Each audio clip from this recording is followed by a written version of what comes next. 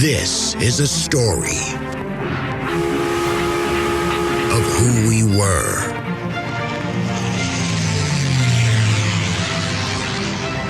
how we got here. Houston, the Eagle has landed. Roger, Tranquility. And where we are going.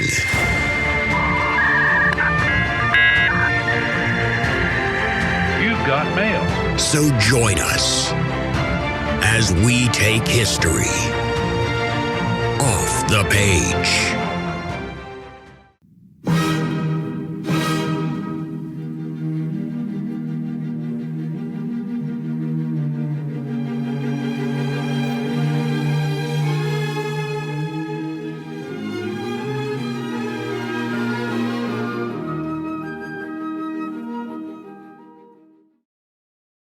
Hello, everyone.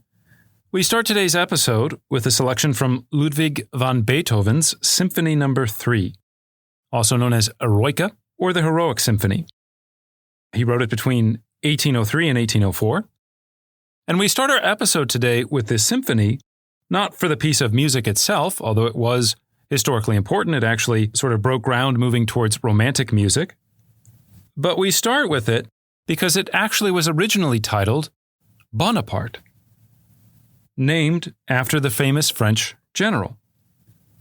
And Beethoven did this because he believed that Napoleon best embodied the principles of the Enlightenment.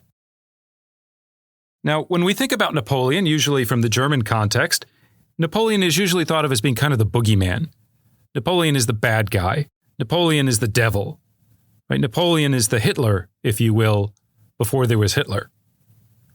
So you might ask yourself, well, why is it that this German patriot, Beethoven, would dedicate a symphony to Napoleon?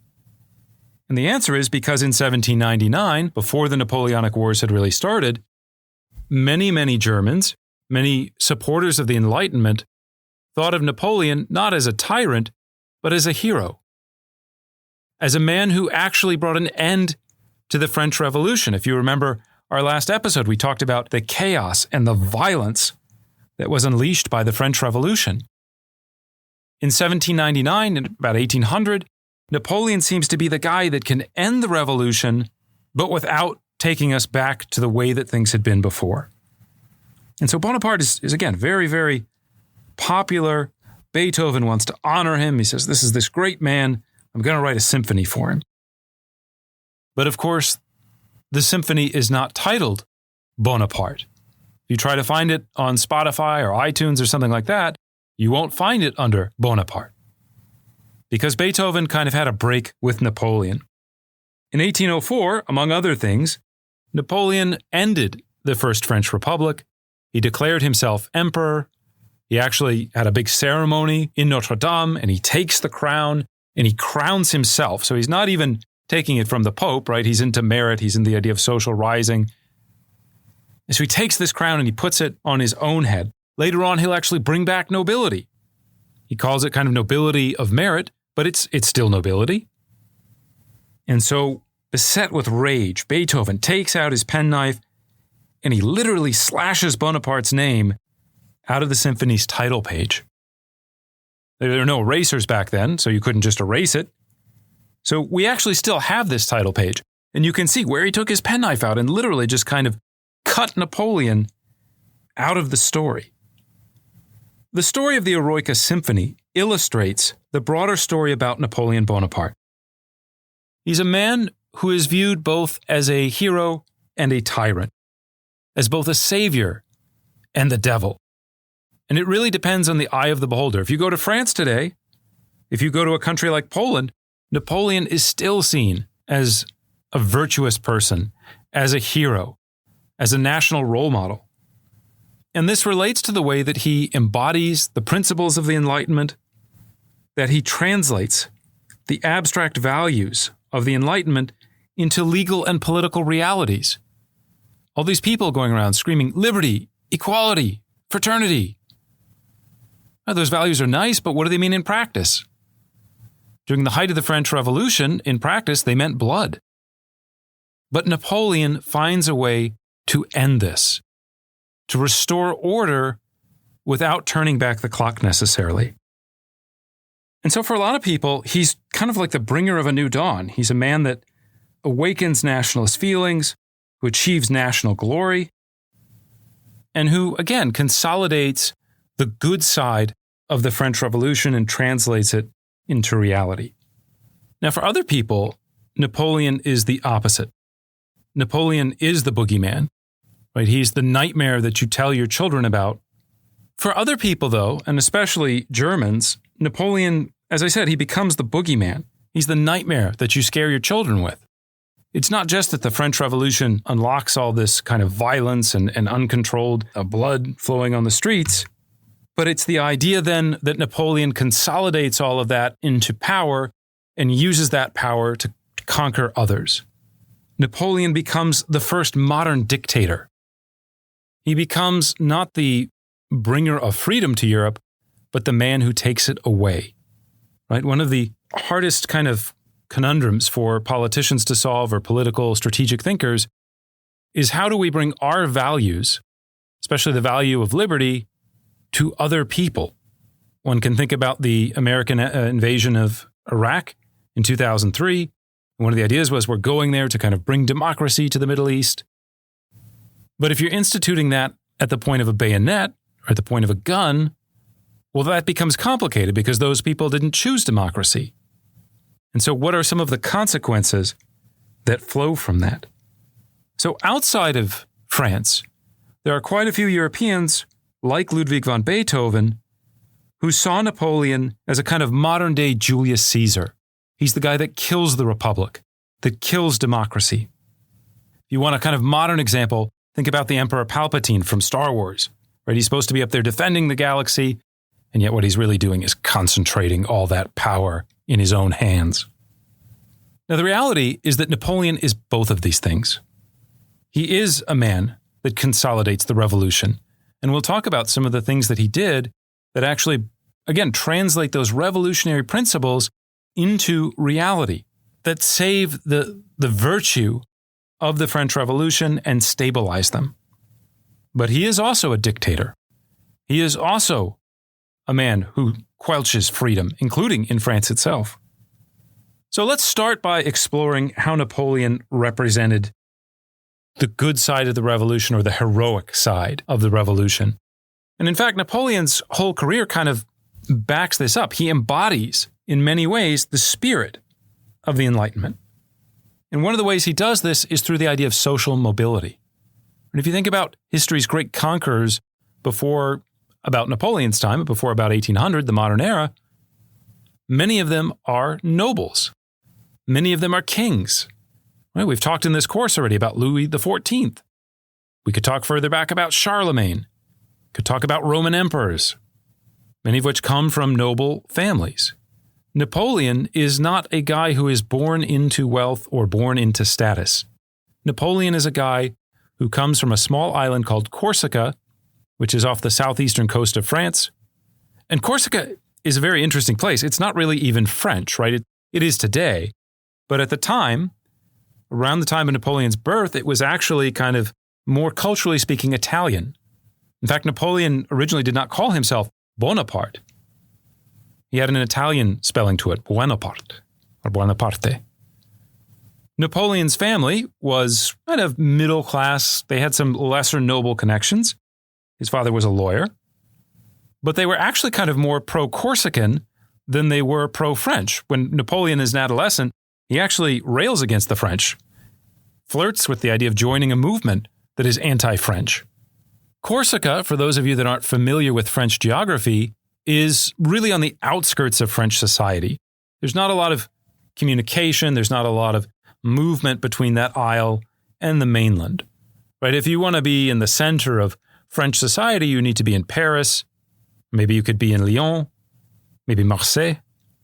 But Corsica is kind of like the boonies. It's the backwater. It's like saying you're from the Upper Peninsula of Michigan, or you're from Hawaii, or you're from maybe West Virginia, right? It's not seen as kind of a cosmopolitan place where you would expect someone who's going to become a big deal in politics to come from. And yet Napoleon transforms himself into the most powerful person in Europe in 1,000 years.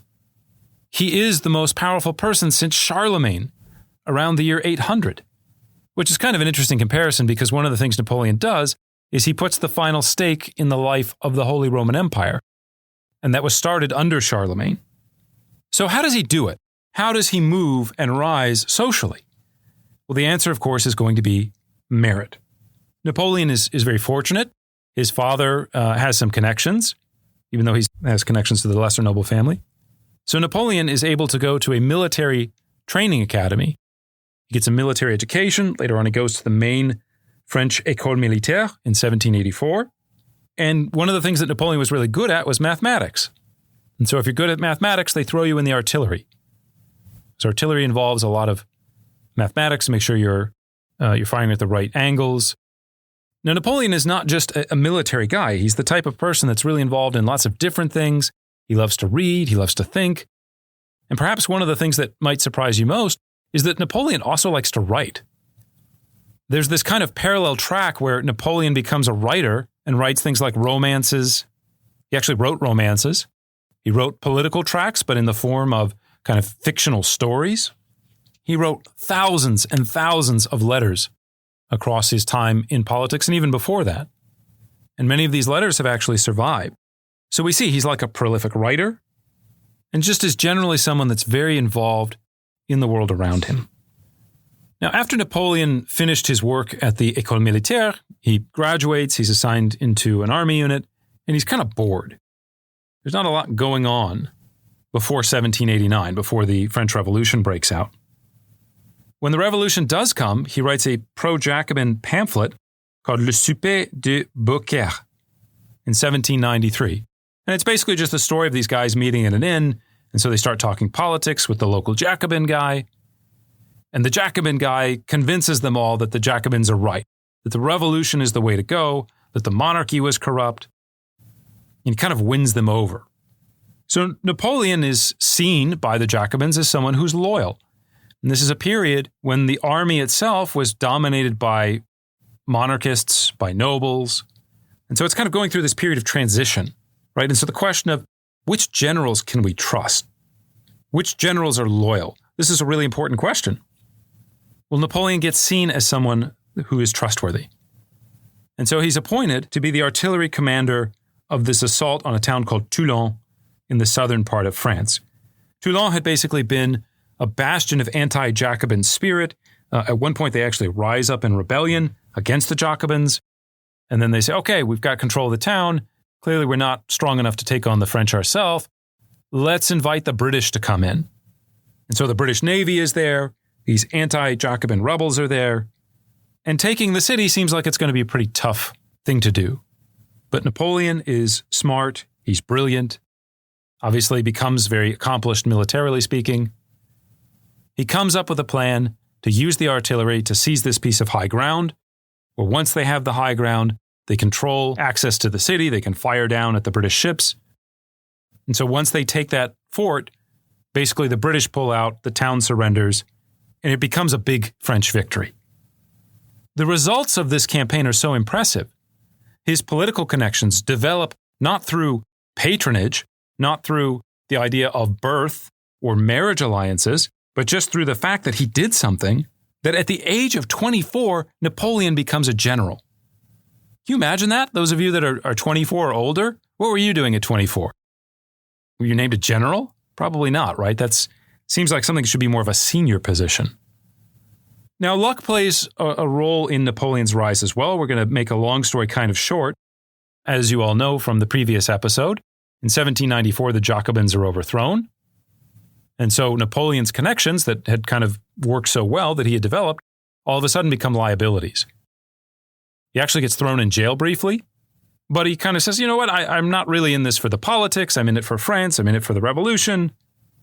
I'll show loyalty to the Directory, which is the new government that emerges in 1795. Now, as luck would have it, Napoleon finds himself in Paris right around the time of this royalist rebellion in 1795. He winds up commanding the soldiers who are tasked with defending the Directory, defending the current government of France against several thousand royal rebels that are trying to take over. And he famously does it. The famous historian named Carlyle said that he did it with a whiff of grape shot. Right? So they fire the cannon, the royalist forces run away, and he saves the day for the Directory. And so as a reward for this, in 1796, he's appointed commander of the French army of Italy. Now remember, Napoleon's still in his mid-20s. Right? To be appointed the commander of an army is a pretty big deal. The Austrian counterpart he was fighting against, to give you an idea of how big a deal this is, that guy was 71. And so here you have this young upstart Napoleon.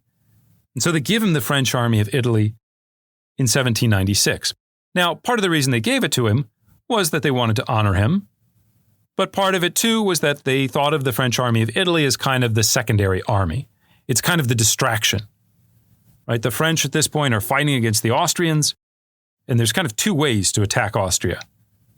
Right? You can either go through Italy and try to go across the Alps and up, through the southern part of Austria.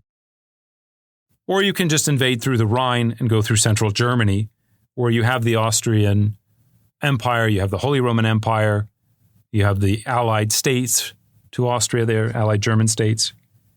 And so the basic idea is we're going to go through Germany because it makes more sense, but we'll let this guy down in Italy, we'll give him an army, we're not going to spend a lot of money on it, we're not going to give him a lot of troops, but we'll humor him, he can be kind of a diversionary attack. Make a long story short, Napoleon is not only successful, Napoleon wins the war before that northern army that's going into Germany, the Army of the Rhine, before they can really even do anything. And there's a couple secrets to Napoleon's success. One of the things he does is he says, okay, I'm fighting against a commander who's 71, guy with a lot of experience. Maybe I should look and see what he tends to do. Maybe I can read the history, the evidence, if you will, of what this guy did, and I can use that to anticipate what he's going to do. And so that's exactly what Napoleon does. He has a very good idea of what the Austrians will do because he studies them. Now, Napoleon is also a master of logistics, both he and his staff that he puts together.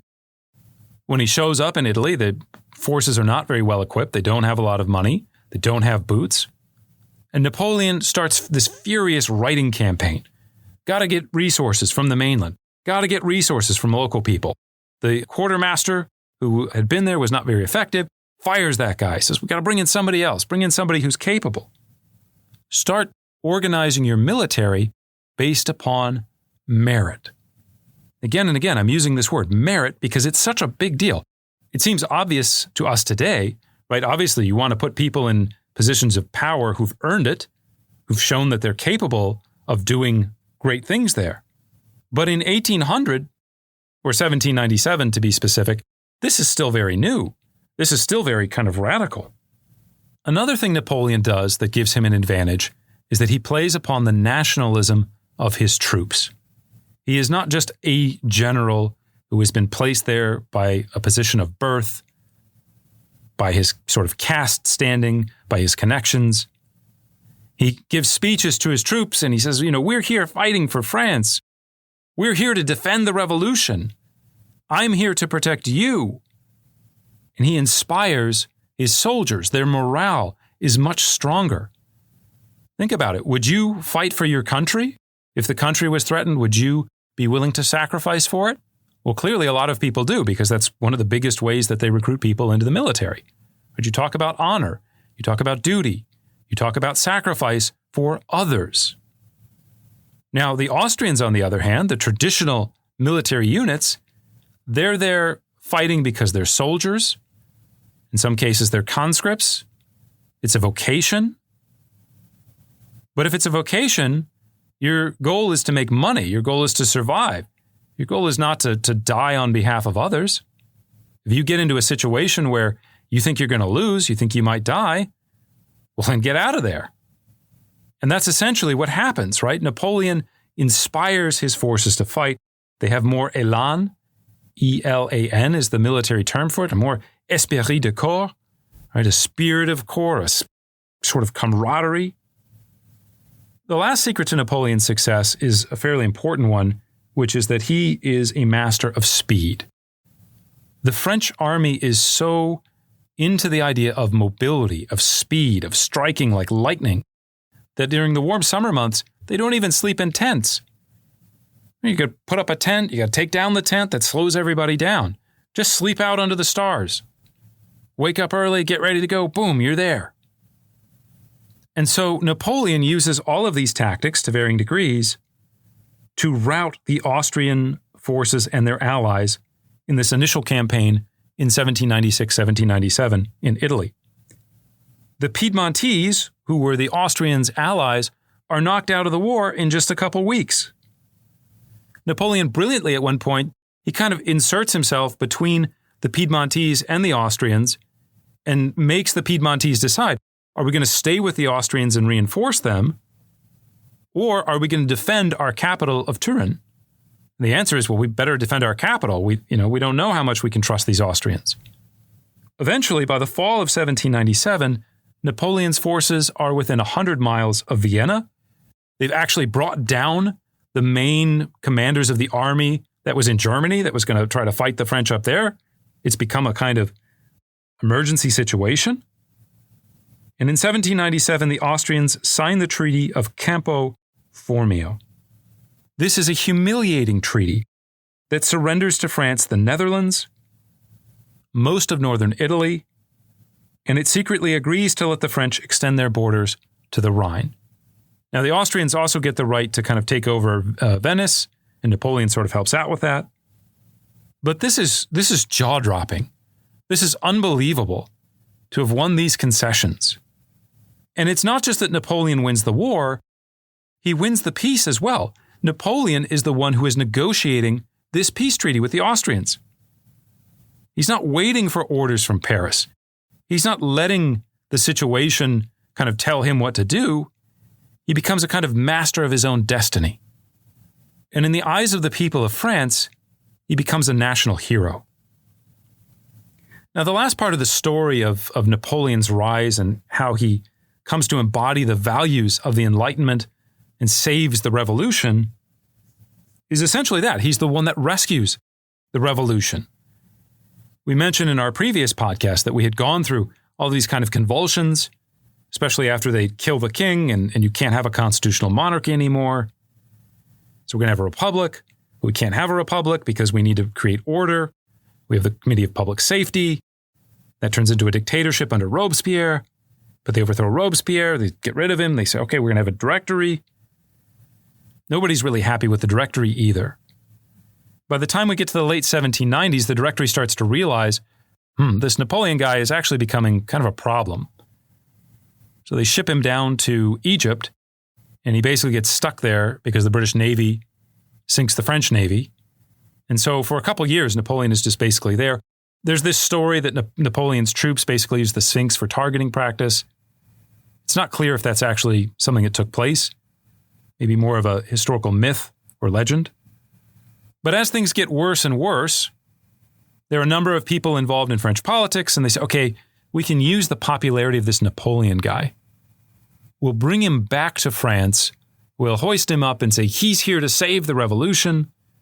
And then we'll just kind of manage him from behind the scenes, right? He'll be the figurehead of the government, but what does he know, right? We'll really be the ones pulling the strings. And so in 1799, Napoleon does return to France. He participates in a coup known as the 18th of Brumaire. And to make a long story short, he's proclaimed as part of this sort of triumvirate that will now rule over France. And his official title is the First Consul. And a couple days after he becomes the First Consul, Napoleon kind of shows, you know what? I know where the real power is. I know that I'm the one with the charisma. I'm the one with the popularity. And so he basically kind of writes the other guys out of the story. The First Consul will act as a kind of dictator. And then later on in 1804, he'll declare himself emperor and kind of just get rid of the Constitution altogether. Now, once he's in power, Napoleon actually starts to transform again the values of the French Revolution, liberty, equality, and fraternity, into an actual reality. One of the first things he does is he says, okay, I've got this absolutist state, but I need to make it efficient. I need to centralize it. I need to rationalize it. And so he looks at the map of France and he says, we have all these kind of historic territories, but historic lines are not rationed out. They're just kind of an accident of history. And so he erases those lines And he creates these new administrative units called départements, which is spelled like departments. And that these make clear lines between administrative districts. You think about states in the United States, it's very clear where North Carolina ends and South Carolina begins. These territories have been very clearly worked out. Some are based a little bit more on history, but usually there's like a geographic feature that they kind of cling to. And so Napoleon rationalizes the map of France.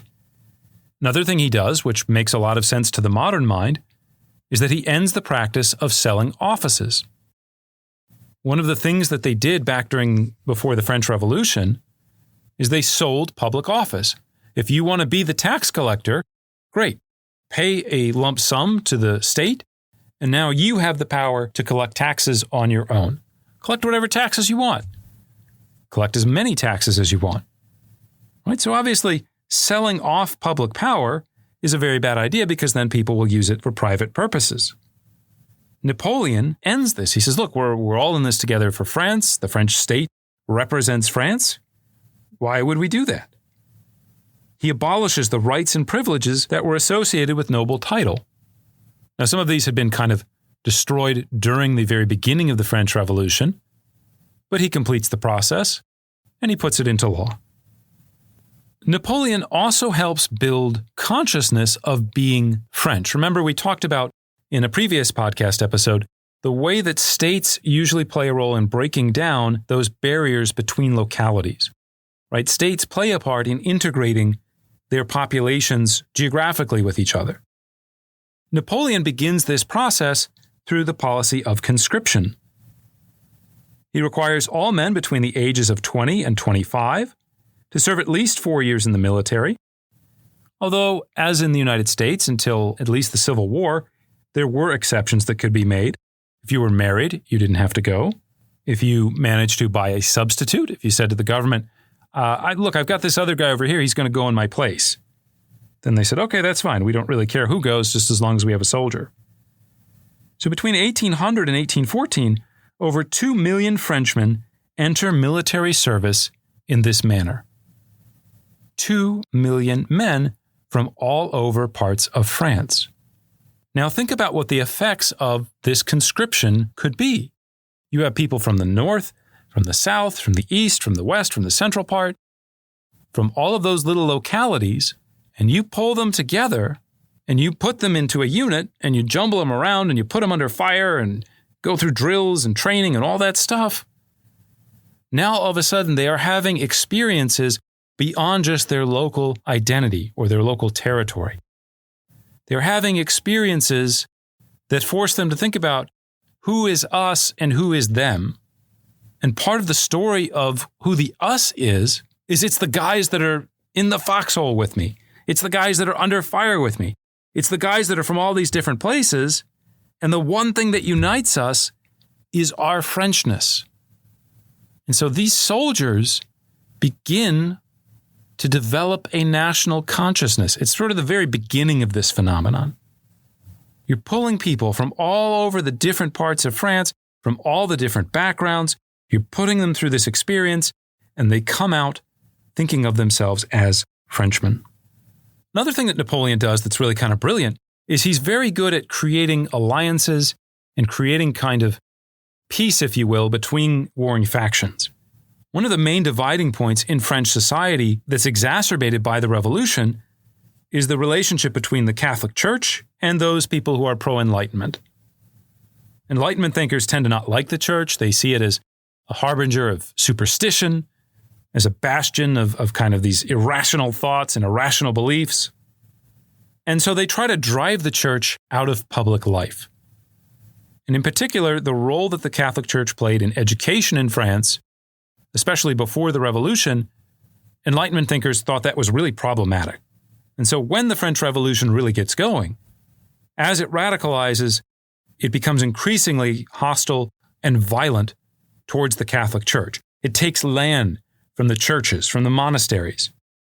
At one point, it's hard to think about this, but the Cathedral of Notre Dame is basically not being used. It falls into kind of disrepair. Napoleon finds a way to balance the interests of the church with the desires of the Enlightenment thinkers to drive the church out of public life. One of the things that he does is he eliminates the mandatory tithe. So the mandatory tithe, basically, if you lived in France, you had to pay a certain percentage of your income to the church, regardless of whether or not you actually believed in it, regardless of if you were a member of that community.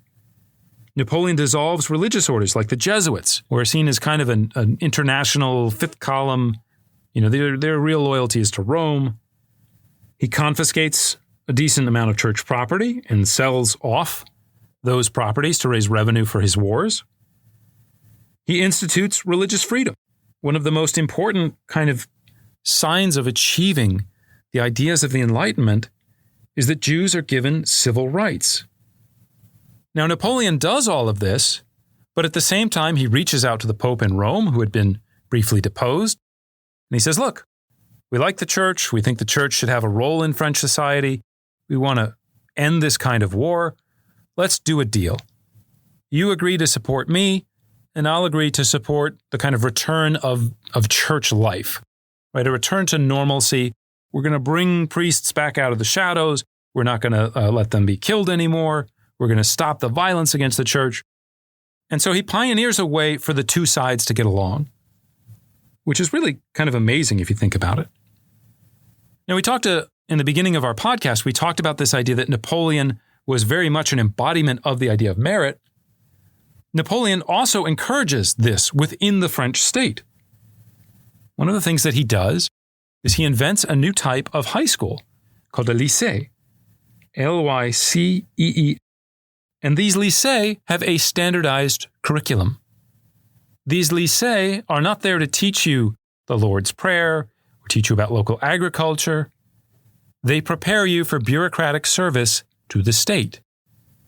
They make sure that there is a cadre of intelligent, literate, rational people that the state can use, can promote and put into positions of power so that it can run efficiently. In 1809, Napoleon actually institutes a new exit exam, which is called the baccalaureate. And the idea is that you will prove through this exam that you have acquired the skills necessary for office in the state of France. Now, many of you that are listening to this are probably students, and you're thinking, oh my God, he put another exam in there. Why would I like that? Why would I look at that as a good thing? Well, remember, during the monarchy, the way that you got promoted was usually connections. It was through birth, and then, usually there were rivalries, and you would play those rivalries up in order to be able to be promoted or to get access to a certain office. If we have a comprehensive exam that everyone has to pass to show that they have the required skills, well, all of a sudden, I can't just be appointed to some office. I can't just be appointed a tax collector if I don't have the ability to do those jobs. So part of what Napoleon is doing here is not just creating and expanding upon the French bureaucracy, but he's ensuring that the people who are involved in that bureaucracy can come from what we would call today the middle classes, are people that are advancing socially, not based on connections or alliances or deals, but are doing so through merit. And Enlightenment thinkers love the idea of merit. Now, Napoleon also uses his power to consolidate and to rationalize the French legal system. And in some ways, that word system is misleading because the original or pre-Napoleonic idea of law in France is not just that we have different laws, but there are two different philosophies of law or system of law. If I ask those of you living in the United States to name a court case, how many court cases do you think you could name? When I ask students this, I always hear Brown versus Board of Education, Roe versus Wade, Madison versus Marbury. Right? Those of you in the United States, you probably had to take in class in high school at some point. You had to talk about these court cases from 200 years ago. Plessy versus Ferguson, Dred Scott. Why would a court case from 200 years ago matter? Who cares about Marbury? Who cares about James Madison? Well, we care about them in the United States because we have a system that's known as common law. Common law says that when I, as a judge, go to make a ruling, past precedent matters. Whatever was decided during Brown versus Board of Education, that carries some legal weight. It's not law in the same sense as a statute that was passed by a legislature, but it carries weight, and I can't just rule the opposite way without also appealing to previous precedent. So that type of law existed in France pre-Napoleon. But there's another type of law that's out there too, and this is called civil law or Roman law. And these types of laws, the idea is that the legislator or the lawgiver comes up with kind of a comprehensive code. It lists all of the offenses that you can make. It lists all the punishments.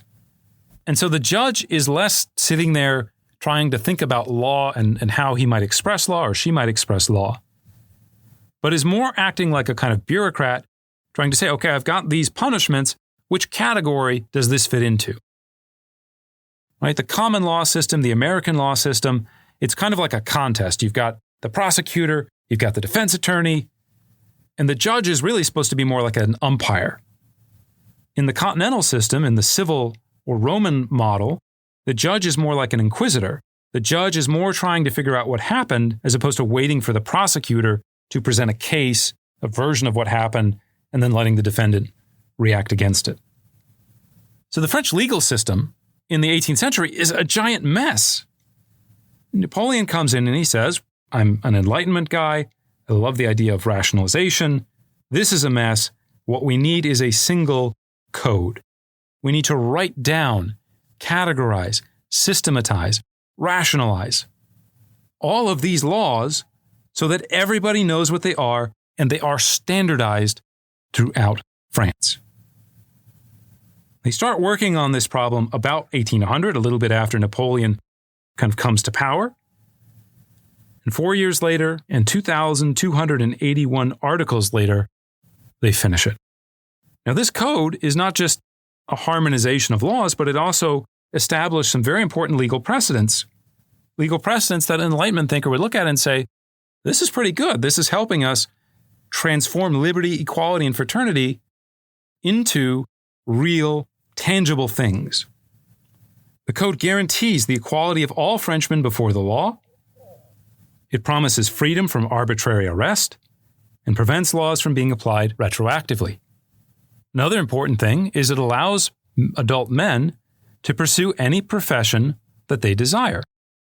Now, that seems to us in the 21st century to kind of be a duh. Of course, men can do whatever they want. Women should be able to do whatever they want too. Right? We don't live in a corporate society where we think that our social position is determined by birth. We're so used to the idea of individualism, of individual choice, that we would never even think about instituting that as a law. But at the beginning of the 19th century, that's a pretty big deal. That's telling millions of Frenchmen, your individual desires matter.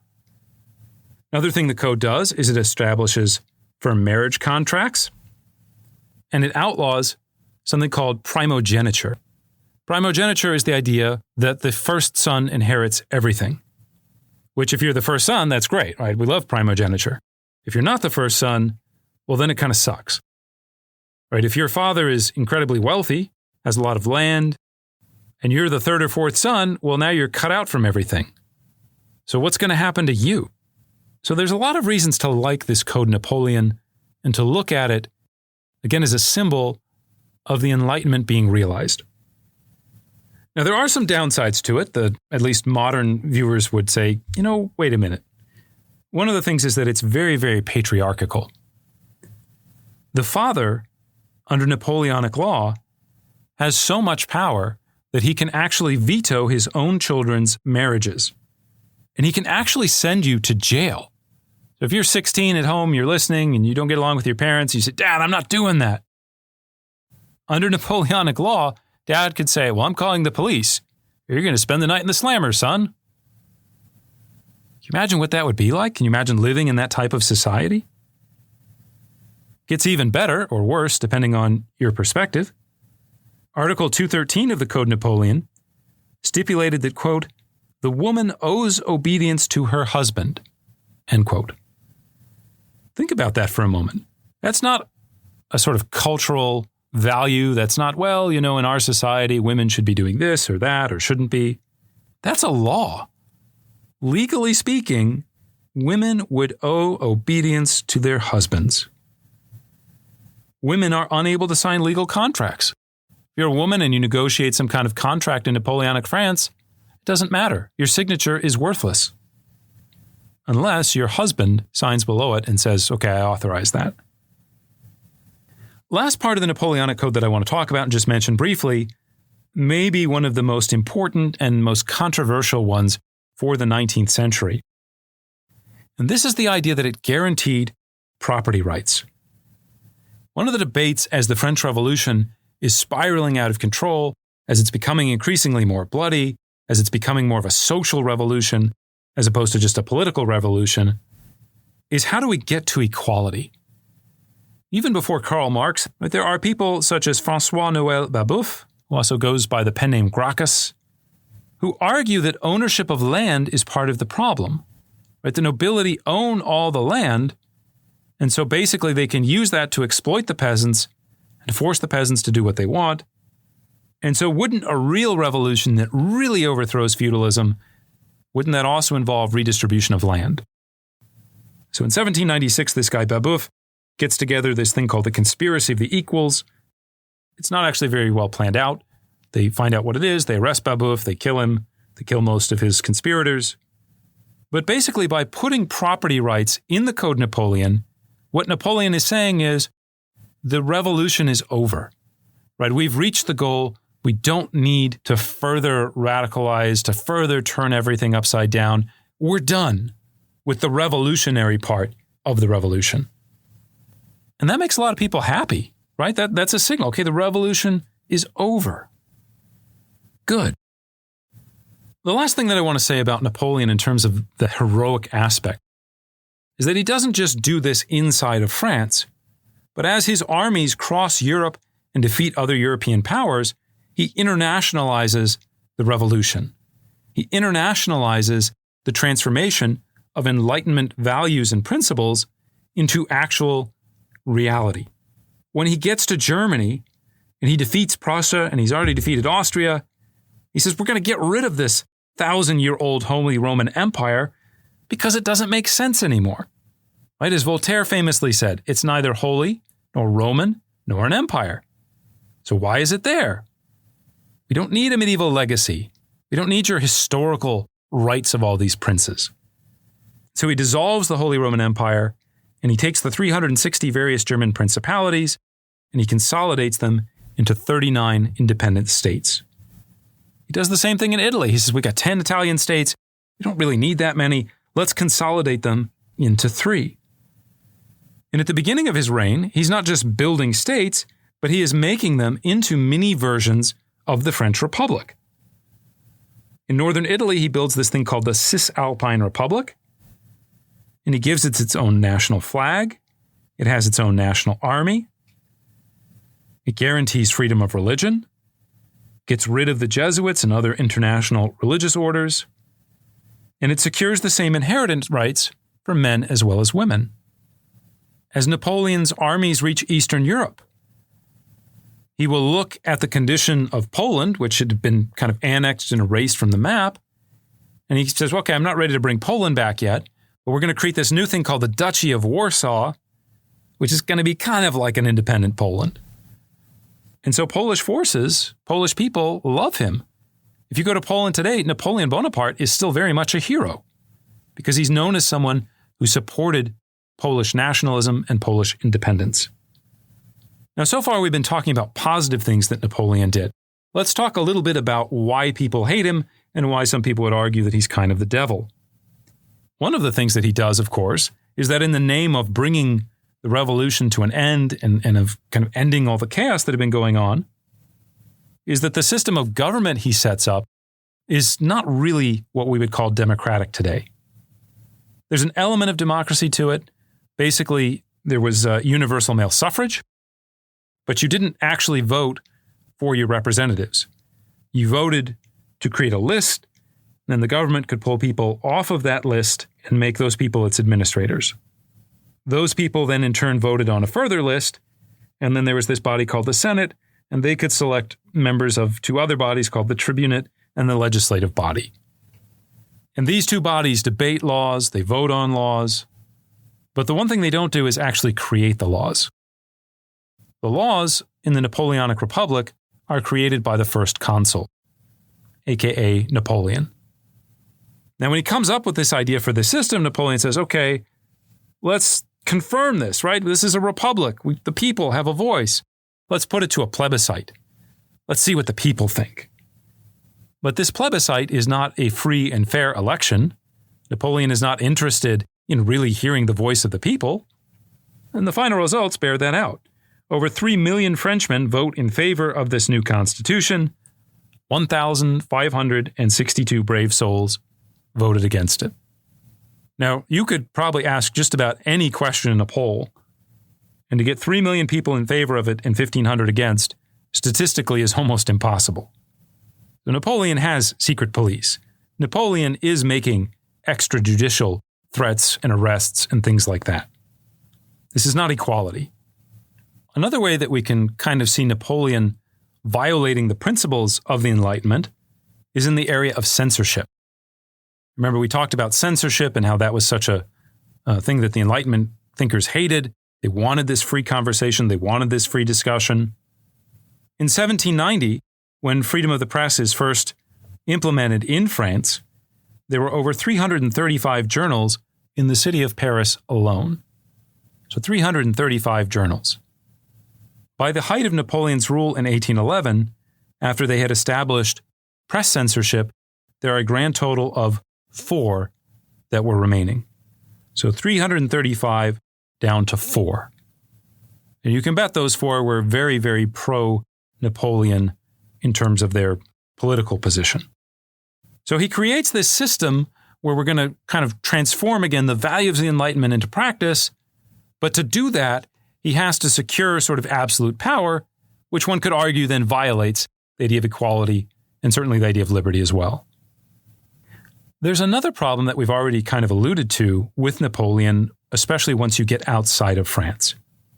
And this is the idea of what does it mean for France to tell other countries and other peoples that they must adopt French customs, French values, and in many cases, the Code Napoleon itself, right? It's not the general will of the Germans or the Italians or the Poles that are driving these reforms. It's the fact that Napoleon defeated the state that was there and took over and kind of forced this upon them. So we're really talking here about the arbitrary will of a single person. And that sounds more like absolutism.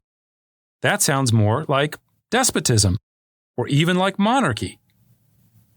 Now, when the French go in, they don't just sort of reform those societies and say, we have these values, now you have to take them as well. They're in the middle of a great war, or a series of wars. And so they require their allies to furnish them with soldiers, to furnish them with money. In many cases, they're forced to adopt pro-French economic policies. So I set tariffs so that French goods kind of receive preferential treatment. One of the big things that Napoleon, of course, is known for is invading Russia in 1812, which in part was an attempt to kind of force everyone or to continue to force everyone into this continental system where everything was basically about benefiting France economically. We have this massive army that sets out from Moscow. But what you probably didn't think about it was that over half of those troops in the Grande Armée are not French. They are Polish, they are Italian, they are Austrian, German. But the majority of them come from outside of France. Why are they there? Not because they hate the Russians. They're there because Napoleon kind of forced those countries to conduct drafts, to give him troops to be able to fight those wars. I mentioned that there are financial considerations that Napoleon requires. One of the things the French do is they have this historical alliance with the Spanish, and they request over 6 million livres per month from the Spanish government in order to fight these wars. 6 million livres is a massive sum, and it essentially bankrupts the Spanish monarchy. And by the time we get to 1807, Napoleon experiences this, sees it, hears the complaints. He doesn't say, oh, well, I'm being too hard on my ally. Oh, it's not fair, it's not equal. He says, well, if you're not going to pay, then I'm going to invade you too. And so even though the Spanish had been on the French side, had been supporting the French, in 1807, they actually invade their own allies. Napoleon dethrones the King of Spain and replaces him with his brother, Joseph. That doesn't sound like equality. That doesn't sound like liberty. For these reasons, especially in Germany, Napoleon becomes hated. Napoleon is, to many Germans, the devil. They don't just dislike him. They start working actively to kind of undermine him, and they're waiting for the moment when they can all come out together and sort of rise up against the French. Now, in Germany in particular, this movement against Napoleon sort of develops in two different ways.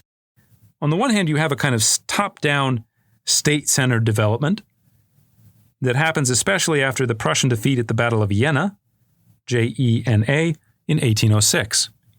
This is one of many battles that basically the Prussians and then the Austrians later, they have their own battles that they lose.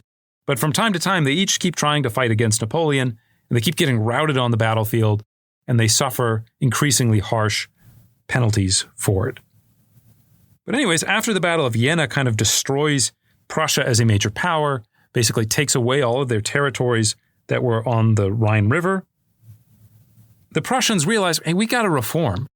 This Napoleon guy, we might hate him, but he's really smart and he's really onto something. And so maybe we need to make Prussia a little bit more like France. One of the important ways that they do this is they look at France and they say, well, Napoleon has rationalized French government. Maybe we should do the same here. Instead of having a council of advisors where we just have a bunch of people in the room and they all talk to the king and give him advice, let's have distinct ministers. Let's say your job is to be in part of the army. Your job is to be in charge of economics. Your job is to be in charge of religion. And that way, when somebody screws up, we know who to blame. That way, we don't have conflicting orders about what to do. Another thing they do is they create a general staff. They open up the officer ranks in the army to non-nobles. They lift restrictions on the purchase of land. And they abolish the monopoly on professions. One of the big changes that they begin to make is they begin to say, look, we want to promote meritocracy. We want people who are good at what they do to move up the social ladder, become officers, maybe not generals just yet. That's pretty radical. We'll get there eventually. But we want to kind of unlock the power of German or Prussian society to build up the power of the state.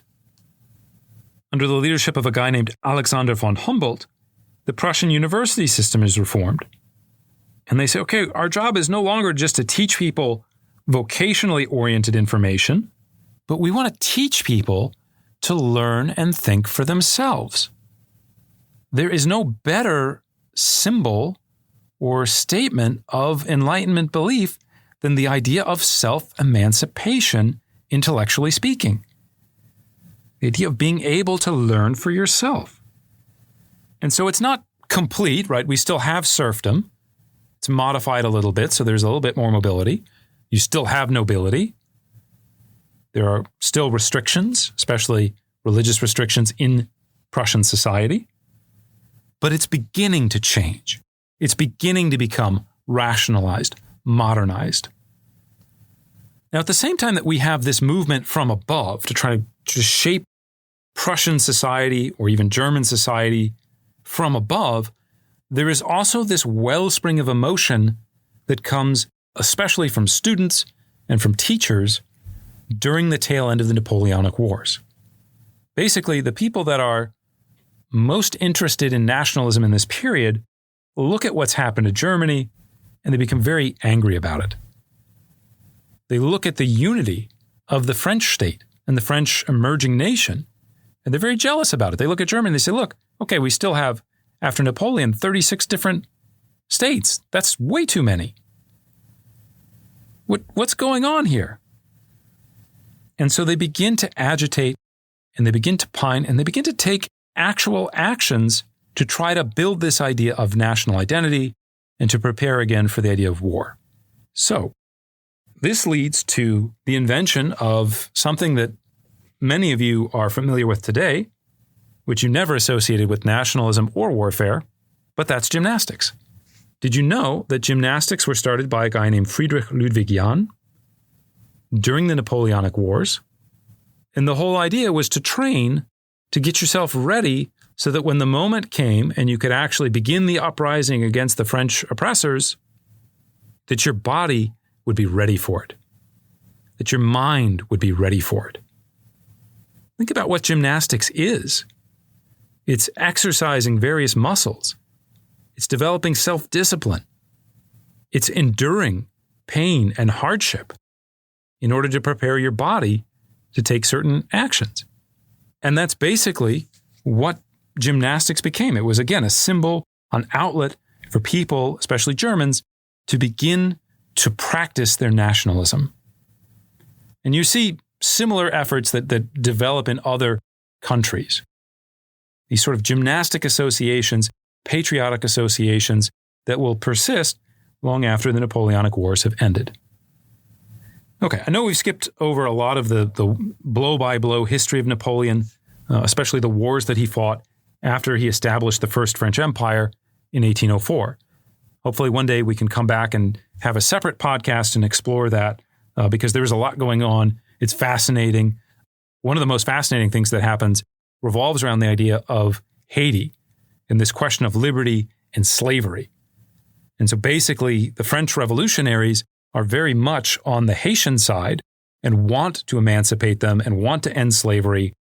And it's the planners who kind of oppose them. But once Napoleon seizes power, Napoleon wants to keep slavery because it's very lucrative. He's not so interested in this question of liberty, especially for Africans and their descendants in the Caribbean. He wants money. He wants to fight the British. And so Napoleon will actually send Polish troops to Haiti to try to crack down on the independence movement that develops there under a guy named Toussaint Louverture. And when that happens, the British say, well, okay, if the French are now for the plantation owners, then we British must now be against them. We will use emancipation and liberation as weapons against the French. And so the British government eventually becomes an abolitionist force, begins to preach this idea of ending slavery, mainly because it was helpful to them in the war. But the consequences, as we'll see, last obviously much longer than that. So the short version of what happens after 1804, basically Napoleon is fighting various battles constantly against Britain, and then the British are always trying to talk everybody else into the war, the Russians, the Austrians, the Prussians. At times they get one of them to agree to join, at times they get a couple of them to join, but Napoleon always wins. Even in 1812, when he makes his massive invasion of Russia, they actually win the Battle of Borodino right outside Moscow. Napoleon actually occupies Moscow in the late fall, early winter of 1812. He says, okay, I beat your army, I occupied your capital, I won, right? And the Tsar Alexander I does something really smart. Instead of just saying, okay, you captured my flag, you win, he kind of pulls back and he burns Moscow on the way out. And he says, now you're stuck here in Moscow in the middle of the winter in 1812, and you don't have any supplies. You may have won this battle at Borodino, but you're in a world of hurt. And so Napoleon realizes that. He races all the way back to continental Europe. His army kind of disintegrates. He puts together a new army. They lose this big battle outside of Leipzig called the Battle of the Nations. Goes all the way back to France. Eventually he abdicates. They stick him on this little island right off the coast of France. He comes back in 1815, famously shows up. The king at the time, the new restored French king, sends soldiers down to attack him, to capture Napoleon. And Napoleon famously kind of goes out there and says in front of all of them, look, I'm your emperor. I'm your guy. I'm your national hero. I commanded our winning armies everywhere. Shoot me. Shoot me if you have to. Do what you must. And of course, those soldiers who had followed him for so long have no interest in doing that to him. And so they actually mutiny and go along with him. The king of France runs away. Looks like Napoleon is back. We're going to go through all this again. And so once again, we have this big battle at a place called Waterloo in Belgium, modern-day Belgium, where Napoleon loses and is once again forced to abdicate. And this is where the expression that you've met your Waterloo comes from, right? It's kind of the end of the road. It's everything is falling apart. You have now officially lost, and there is no second chance. Napoleon gets sent to an island called St. Helena in the South Atlantic. And he dies in 1824, kind of alone, sad, having gone from basically not much to master of Europe to virtually nothing. But Napoleon's legacy is profound. Napoleon begins this process, or advances this process, of transforming the role between state and civil society. We talked about this idea of there was a gap between government and people, where they really, for the most part, don't want a whole lot to do with each other. Napoleon begins to break down that gap, whether he was trying to do it or not, right? And you can argue both ways. In certain ways, things that he did pissed people off. In certain ways, they liked what he did, right? But that distance between state and society is starting to collapse, and it will collapse even more as we continue into the 19th century. And of course, Napoleon also does bring many of these values of the revolution into being, right? If we think about liberty, equality, and fraternity today, most of you probably don't associate that with blood in the streets. Most of you probably associate those things with a true and just society. And part of that is because Napoleon found a way to make them work. So that's all for our show today. As always, if you enjoyed it, please like, share, and subscribe to us on the streaming service of your choice. In our next episode, we're actually going to switch gears a little bit. We've been talking a lot about politics. We've been talking about wars and political leaders and economics a little bit. But we're going to focus now more clearly on the massive economic change that's going on in this period. We're going to start talking about industrialization.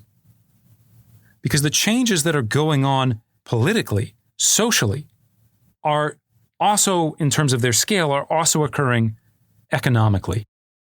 The two are not directly related, but they kind of happen around the same time, depending on where you are. So in our next episode, again, we're going to unpack the idea of industrialization. We'll talk about what that actually means and how that change was actually experienced by the people who lived through it. So join us next time, dear listeners, as we take history off the page.